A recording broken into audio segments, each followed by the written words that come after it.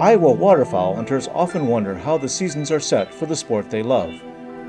The DNR has some guiding principles that it uses for setting all hunting seasons in Iowa. First, seasons must be consistent with the population goals for the species being hunted. Second, the season should allow for the greatest number of participants to hunt, with the harvest distributed among as many hunters as possible.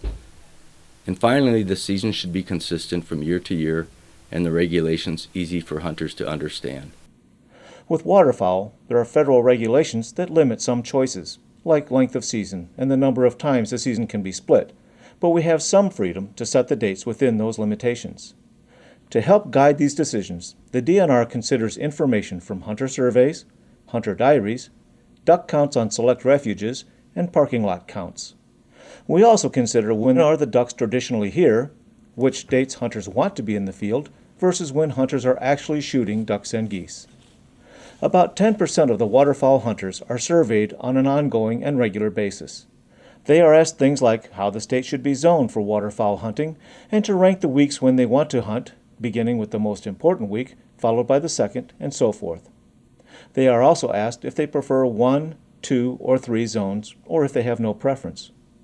A survey this large is needed to minimize the margin of error of the results. The U.S. Fish and Wildlife Service gives diaries to hundreds of Iowa duck and goose hunters to track when they are in the field and what they harvest. DNR officers and biologists working in the field report waterfowl hunter activity they encounter. This information provides hunter preference, but does not answer the question of when ducks and geese are here. Waterfowl are routinely counted each week during the fall on select areas across the state. The counts go back to the 1960s and give us a picture of when ducks are using the areas.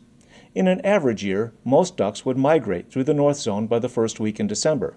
In the South Zone, more ducks remain on the refuges through the first week of December, with some remaining into the second week. So what have we found out?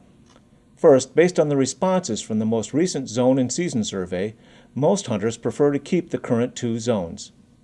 Second, most hunters placed a high value on the first split of duck season, which is open during the 3rd and 4th weekends in September.